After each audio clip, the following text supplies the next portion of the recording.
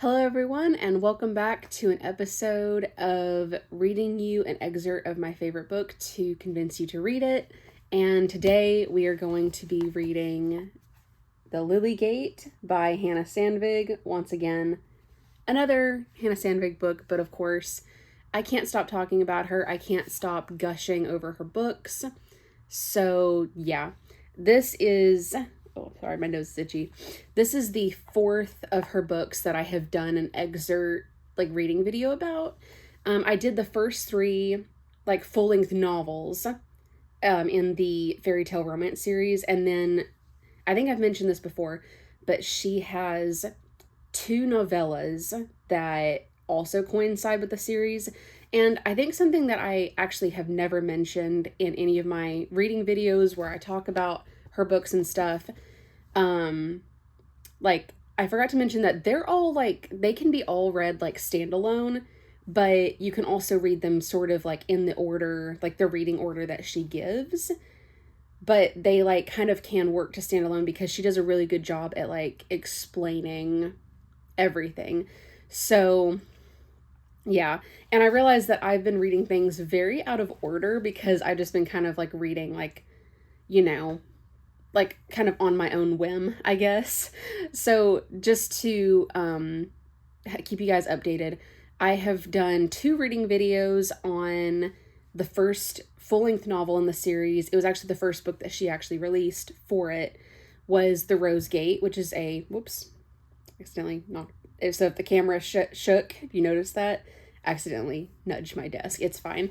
But The Rose Gate, retelling of Beauty and the Beast, that's the first novel. And then the next full-length novel is called The Glass Gate. It's a retelling of Cinderella. And then the last full-length novel is The Frost Gate. It's a retelling of Snow White. And then there's supposed to be 2 novellas that kind of go in between some of the books. So I'm not reading it today, but the first novella that she wrote was The Wolf Gate. That's a retelling of Little Red Riding Hood. And chronologically, it takes place before The Rose Gate, but she wrote it afterwards. But also, again, you can read them in any order because they're standalone. The Lily Gate canonically takes place after The Rose Gate, so you could read it between Rose and Glass. I know, it's kind of confusing. If you guys want me to, actually, I'm going to just do this anyway. I'm going to put down and below the reading order of this series, so that way you can kind of, know how that works. So, yeah, anyway. But again, as I said, they're standalone as well. So, again, she does a really good job of explaining. So anyway, we have The Lily Gate. This is a retelling of The Frog Prince. And this is an extremely short novella. Look at how tiny that is. Yeah, look at how tiny that is, thin. It's very, very short. So the novella itself, the whole story is 86 pages. And then there's a little sneak peek at the Wolf Gate. She includes the first chapter of the Wolf Gate in the back of this. But yeah, it's really short, and I will say out of her 2 novellas, this one is my favorite. And for somehow, I don't know how she does it, but in just shy of 90 pages, she gives you a very clear beginning, middle, and end, and it's a very cohesive story that it almost feels like it's longer, but it's not. It's such a simple, short novella, but it works somehow. I don't know how, but I love it. So yeah, I absolutely love this story. From what I understand, she's actually about to come out with a Kickstarter doing a hardcover version of this, which she originally had thought wasn't really possible. She'd even said so in one of her newsletters or posts on Instagram. She also has a Patreon, and she found out that actually she can have it done in a hardcover. And so she's, I think, gearing up to do that. I think it's in the fall is when she's going to do the Kickstarter. And, yeah, so she's going to do it in hardcover, and she's going to include a couple of extra bonus chapters and scenes that she's writing especially for that release. And I will include links to all of Hanna's stuff, her socials, her Patreon, and I think I'll even link the Kickstarter below. It hasn't started yet, but again, you can click the little button to like follow the launch of that if you want to. So yeah. But anyway, this book is from first person point of view of our main character, and it's not dual POV like a couple of her other books have been, but from what I understand, she has written from like the point of view of like the male love interest for the special Kickstarter edition. So I'm excited about that. So anyway, without further ado, grab yourself a coffee or something. I don't know. Sit back and relax, and I'm going to read you chapter 1 of The Lily Gate. Which, actually, doing things out of order, I'm going to read you the back like I kind of have always been in these reading videos. I'm going to read you the blurb first. 1 princess, 20 princes, and 1 frog. The path to true love isn't always what you might expect. All my life, I've been waiting for my Prince Charming, but you can't just leave these things up to chance. There are plenty of princes in the Seelie Kingdom, but I'm the princess of the Lily Court, and someday I will rule. Just because a prince is handsome or an excellent swordsman, it doesn't mean he's going to be a good co-ruler. Obviously, my fairy godmother agrees, because she gave me the christening gift of true love. If I organize a set of challenges for the potential future husbands to tackle, she's promised that I'll find my perfect match. So that's just what I have planned. And when a talking frog offers to help me out, or to help me find out what the princes are really like, who am I to argue? Honestly, he's pretty good company, even if he keeps stealing pastries from the castle kitchen. Is there truly a prince out there that will meet all the criteria on my very comprehensive list? Or will I find that true love has been waiting for me all along? So yeah, this one's really cute. Hanna, I believe, actually originally wrote this for a compilation of short stories that all were themed around like being like bachelorette or bachelor like competitions.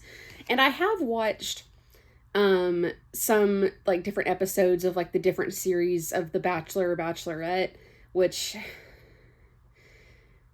it's just mindless entertainment. It's the worst. Like, it's just why? I don't know. If that's your kind of thing, go right ahead. It is entertaining, but at the end of the day, it's like real people and real feelings, and it's kind of sad, to be honest. But this is like Bachelorette vibes, but it's better. This is like how it should be, because it's sweet and adorable and happy. So anyway, so yeah, there's basically a Bachelorette style competition. I forgot to mention that because I forgot. But yeah, and it's all a retelling of The Frog Prince, which I don't know if that interests you, if you think that sounds fun. Like, I really hope that you check this book out, because it's really, really awesome. So anyway, now, without further ado, I'm going to read chapter 1. If you ever meet a talking frog, any chatty amphibian really, my advice would be to ignore it. That's what I should have done anyway. It was the most important day of my life, my 18th birthday. I was beyond nervous, so I spent the morning in my papa's industrial kitchen in France, making my birthday cake. Papa had been teaching me to make cream puffs, and for my birthday I created a towering croquembouche. I filled each little choux-fit pastry with vanilla cream, then drizzled the whole tower with golden threads of caramel. Oh, that sounds delicious. My mother had harassed me for taking the time to bake on such a busy day, especially when time runs slower in the human realm, but I didn't want to whip all that cream by hand. I needed the KitchenAid. Amen, sister.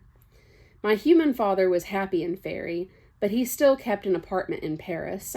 It was an old stone building with a balcony view of the Eiffel Tower. There were rooms for my parents and me, and a professional-grade kitchen with all the shiny copper pots and cooking gadgets you could dream of. Sometimes we came to Paris for a holiday, or to do some shopping, but more often, Papa and I just snuck off to cook. It was our own little world in that kitchen. I put the last spoon in the dishwasher and glanced at the enchanted clock on the wall that kept fairy time. Oops, I was running late. I pulled off the apron, covering my spider green spider silk gown and slipped into my satin heels. I don't usually wear heels, but Mother insisted I look my best today.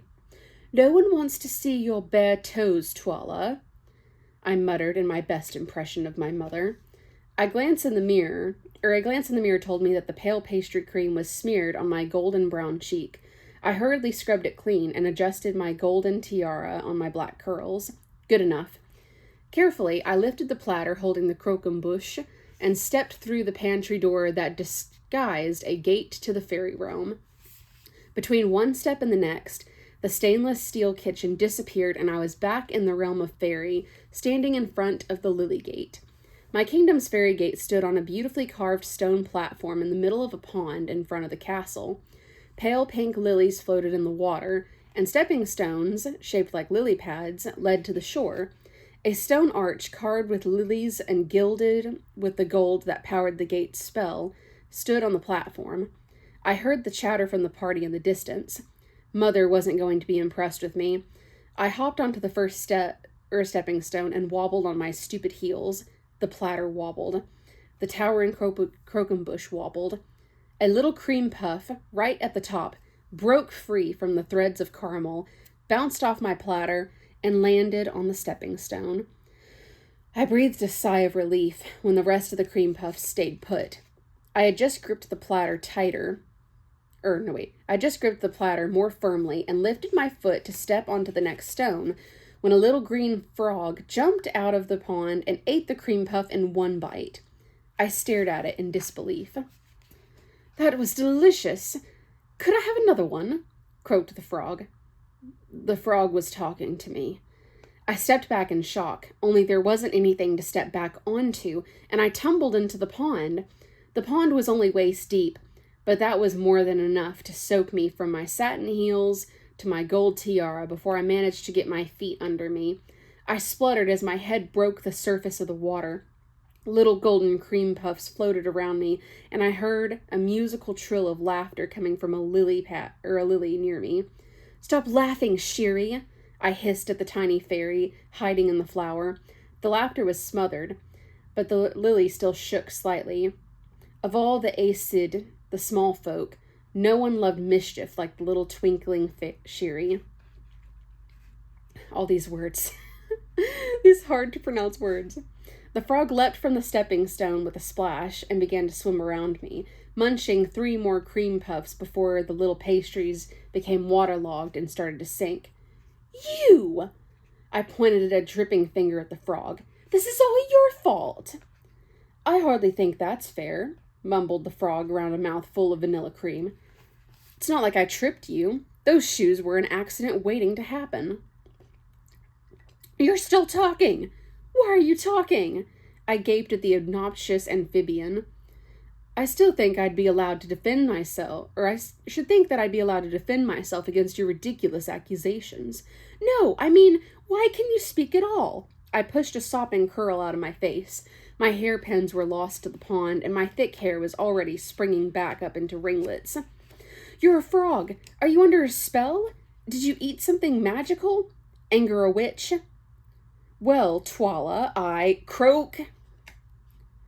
The frog shut his mouth in surprise. "Excuse me, what I meant to say was ribbit. It would seem that I'm prevented from explaining." "Interesting," I eyed the frog suspiciously. "And how do you know my name?" "Croak." "That's convenient." I started slogging my way toward the bank. My bare feet collided with the sunken silver plate, and I sighed and dunked under the water surface again to retrieve it. My shoes I left to rot at the bottom of the pond. The goldfish could have them. "It's hardly convenient for me," said the frog, breast-stroking along beside me.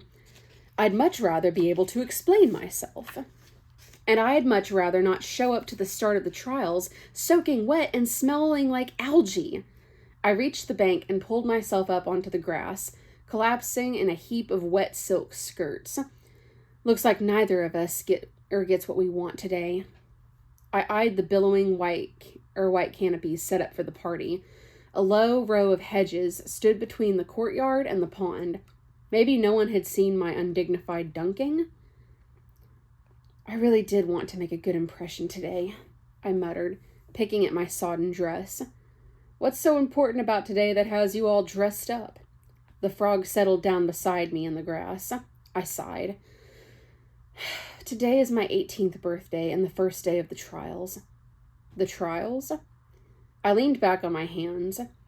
Okay, so when I was a baby, my parents threw a massive christening party, standard princess stuff. The frog nodded encouragingly. And they invited all the heads of the Seelie courts and other important fairies, like Kleena, the elder fae. She came in disguise, of course, as she's still in hiding from the unseelie queen. But she did arrive, and she agreed to be my godmother. She told my parents she would give me the gift of true love. She had looked in her enchanted mirror and seen that when I turned 18, they should hold a competition to find my future husband and co-ruler of the Lily Court. The winner would be my destined mate, my perfect match. The frog flicked out his tongue and snagged a fly. He looked a bit shocked as he started to munch it. What did your parents think about that gift? As a Seelie princess, my mother was raised with a great respect for Kleena and her wisdom. She was very pleased. And your father? He's human, not high fae. What did he think? How do you know my father is human and not one of the two Didanen? Was this frog a regular inhabitant of our grounds? Well, your skin is a clue, for starters. The toothed Didanen are all pale-skinned, and your skin is golden brown. I eyed my tawny hand and nodded. But there are fairies from beyond Tirnanog. True, but your ears are all so much rounder than is usual for a high fae. Fair enough, frog detective. My father is human, and yes, he was less impressed with Kleena's announcement. She insisted she had foreseen it in her enchanted mirror, but he was still skeptical. In the end, my parents came up with a compromise. They would hold the competition, but the prize would be engagement only, not marriage. Papa wanted to make sure I had time to truly get to know the person before binding myself to them for centuries. Your father sounds like a wise man, remarked the frog. He is. He helped me come up with the challenges for the princes. I struggled to get to my feet. The silk dress was much heavier when wet. And now, dear frog, I need to get changed. My mother is going to have my head for this. Really? Asked the frog. No, but she'll say, I told you so, which is nearly as bad. I picked up the platter mournfully. I do wish I hadn't destroyed my crocum bush, though. I wanted to start out on a good note. But you're the one who gets to choose, pointed out the frog. Shouldn't the princes be the ones who are nervous? Logically, yes, but I still kind of feel like puking at the thought of meeting them all. Prince Naven from the Juniper Court was my friend when we were little, but I haven't seen him in almost 2 years. I've met one or two of the others at the High Court, but I don't really know them. And a few are from other parts of Faerie altogether. I wish I knew more about them. I see, said the frog. What you need is a document detailing all their interests and character traits. I am working on one, but I don't have enough information yet. The frog looked a bit taken aback. Not an unusual response when I started talking about research, but not an expression I'd ever seen a frog make. No, I was going to say that you need an inside man. Well, amphibian. I picked up the frog and held him at eye level in my palm. I'm listening. I already have some knowledge of the Seelie princes because I ribbit, the frog grimaced. And I could collect information on the foreign princes for you. No one would notice a frog. I considered his offer. I couldn't deny I would feel a lot better with an ally to help me sort through the candidates, even a small green one. Why would you help me? I asked the frog. What's in it for you? The frog watched a small dragonfly dance by. I don't suppose you have any more pastries. I laughed. It's a deal. Now, if we're going to be allies, I can't keep calling you frog. What's your name? The frog croaked at me and then shrugged apologetically. Right then. In French, you'd be a... guys, I'm going to pause really quick. I do not know how to pronounce this French word, so bear with me. Grenouille, yeah, it's the French word for frog. That's my best attempt. I think I'll call you Grinny. Yeah, see, there we go, Grinny. Again, if there's anybody who knows French, I apologize. I so apologize. I tried to I knew how to pronounce croquembouche because I looked that up beforehand, but I forgot that the French word for frog was at the end of this chapter, so I apologize. Anyway, just have a few sentences left, so back to the story. I think I'll call you Grinny. The frog sighed. It'll do, I suppose. Now let's go meet those princes. I helped Grinny up onto my shoulder, even with my heavy, sodden dress. Having a friend put a spring in my step as I walked up to the castle to change. And there we go. I hope you guys enjoyed the little excerpt. One thing that I've kind of had in mind on this channel is maybe like if a book is short enough, or if, I don't know, maybe if I get like enough,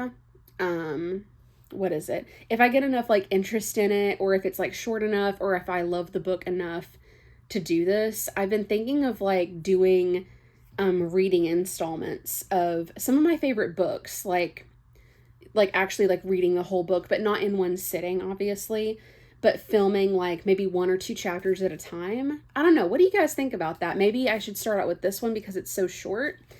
I don't know. If I do that, then maybe this will be like the first installment, but we'll see. Let me know what you think. I hope that you guys enjoyed this reading. Again, there's going to be links down to all of Hanna Sandvig's stuff down below. All the things. I think at the moment, I think it's still open, but she did open a swag shop on her website. So you can get like stickers and bookmarks and like art prints of all her characters and stuff, which I have like almost all of her like character fan art, like both fan art from other people and art that she's done herself. Like lots of different art prints. I pretty much have like all of her art prints, and they're up on this wall over here. So yeah, you could say that I'm a big fan. But anyway, hopefully soon I'll do a reading of The Wolf Gate for you guys as well. But for now, I hope you enjoyed. Yeah, so like, subscribe, comment, all the things. And I will see you guys in the next one. Bye! Mwah!